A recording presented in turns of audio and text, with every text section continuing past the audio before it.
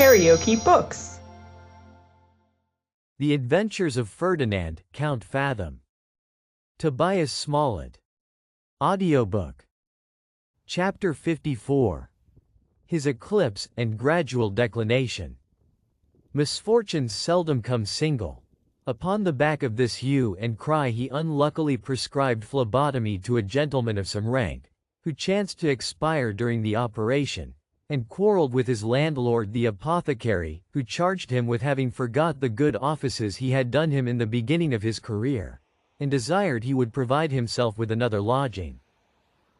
All these mishaps, treading upon the heels of one another, had a very mortifying effect upon his practice.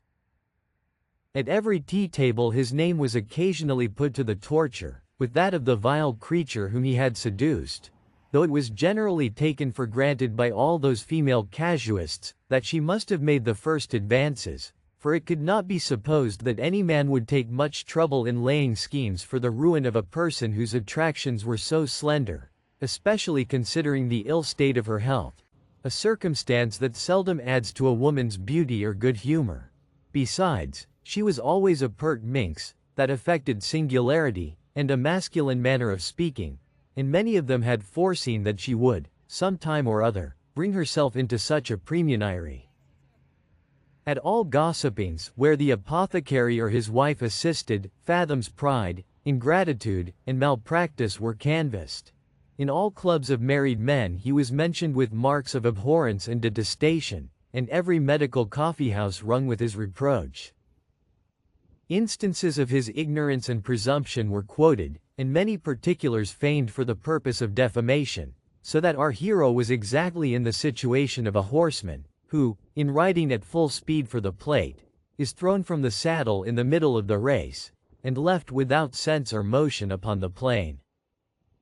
His progress, though rapid, had been so short, that he could not be supposed to have laid up store against such a day of trouble, and as he still cherished hopes of surmounting those obstacles which had so suddenly started up in his way, he would not resign his equipage nor retrench his expenses, but appeared as usual in all public places with that serenity and confidence of feature which he had never deposited, and maintained his external pomp upon the little he had reserved in the days of his prosperity, and the credit he had acquired by the punctuality of his former payments.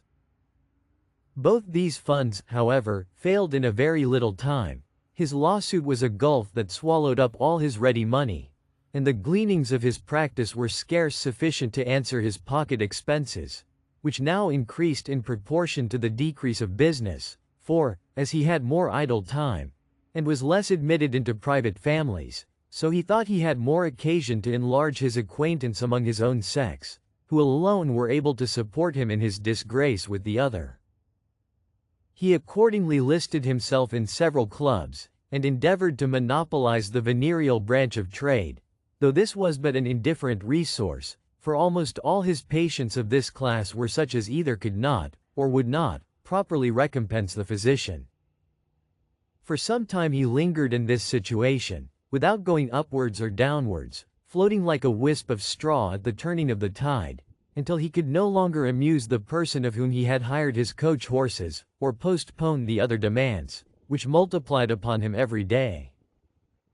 Then was his chariot overturned with a hideous crash, and his face so much wounded with the shivers of the glass, which went to pieces in the fall, that he appeared in the coffee-house with half a dozen black patches upon his countenance, gave a most circumstantial detail of the risk he had run, and declared that he did not believe he should ever hazard himself again in any sort of wheel carriage. Soon after this accident, he took an opportunity of telling his friends, in the same public place, that he had turned away his footman on account of his drunkenness, and was resolved, for the future, to keep none but maids in his service, because the menservants are generally impudent, lazy, debauched, or dishonest, and after all, neither so neat, handy, or agreeable as the other sex. In the rear of this resolution, he shifted his lodgings into a private court, being distracted with the din of carriages that disturbed the inhabitants who lived towards the open street, and gave his acquaintance to understand that he had a medical work upon the anvil, which he could not finish without being indulged in silence and tranquillity. In effect, he gradually put on the exteriors of an author. His watch, with an horizontal movement by Graham, which he had often mentioned, and shown as a very curious piece of workmanship, began, about this time, to be very much out of order, and was committed to the care of a mender, who was in no hurry to restore it. His tie wig degenerated into a major. He sometimes appeared without a sword, and was even observed in public with a second day's shirt. At last, his clothes became rusty, and when he walked about the streets, his head turned round in a surprising manner, by an involuntary motion in his neck, which he had contracted by a habit of reconnoitering the ground, that he might avoid all dangerous or disagreeable encounters.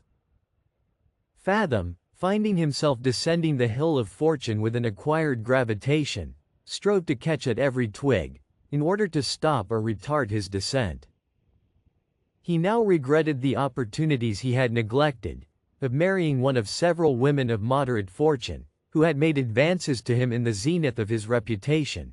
and endeavored, by forcing himself into a lower path of life than any he had hitherto trod, to keep himself afloat, with the portion of some tradesman's daughter, whom he meant to espouse. While he exerted himself in this pursuit, he happened, in returning from a place about 30 miles from London, to become acquainted, in the stage-coach, with a young woman of a very homely appearance, whom, from the driver's information, he understood to be the niece of a country justice, and daughter of a soap-boiler who had lived and died in London, and left her, in her infancy, sole heiress of his effects, which amounted to £4,000. The uncle, who was her guardian, had kept her sacred from the knowledge of the world, resolving to effect a match betwixt her and his own son, and it was with much difficulty he had consented to this journey, which she had undertaken as a visit to her own mother, who had married a second husband in town. Fraught with these anecdotes, Fathom began to put forth his gallantry and good humor, and, in a word, was admitted by the lady to the privilege of an acquaintance, in which capacity he visited her during the term of her residence in London, and, as there was no time to be lost, declared his honorable intentions. He had such a manifest advantage, in point of personal accomplishments, over the young gentleman who was destined for her husband, that she did not disdain his proposals, and, before she set out for the country, he had made such progress in her heart, that the day was actually fixed for their nuptials, on which he faithfully promised to carry her off in a coach and six. How to raise money for this expedition was all the difficulty that remained, for, by this time, his finances were utterly dried up, and his credit altogether exhausted. Upon a very pressing occasion, he had formerly applied himself to a certain wealthy quack, who had relieved his necessities by lending him a small sum of money, in return for having communicated to him a secret medicine, which he affirmed to be the most admirable specific that ever was invented. The nostrum had been used, and, luckily for him, succeeded in the trial, so that the empiric, in the midst of his satisfaction, began to reflect, that this same Fathom, who pretended to be in possession of a great many remedies, equally efficacious, would certainly become a formidable rival to him in his business, should he ever be able to extricate himself from his present difficulties. In consequence of these suggestions, he resolved to keep our adventurer's head under water, by maintaining him in the most abject dependence. Accordingly he had, from time to time, accommodated him with small trifles, which barely served to support his existence, and even for these had taken notes of hand, that he might have a scourge over his head, in case he should prove insolent or refractory. To this benefactor Fathom applied for a reinforcement of 20 guineas, which he solicited with the more confidence, as that sum would certainly enable him to repay all other obligations.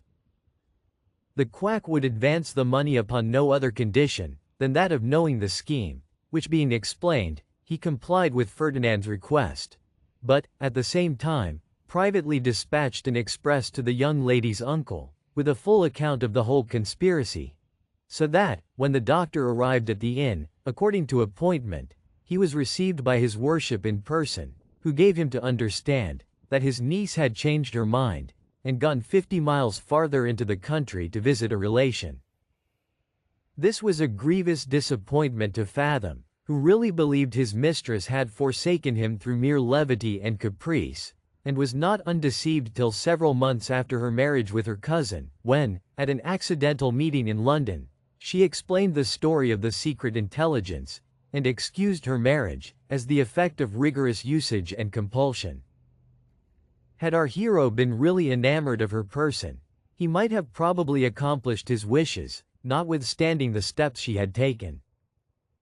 But this was not the case. His passion was of a different nature, and the object of it effectually without his reach.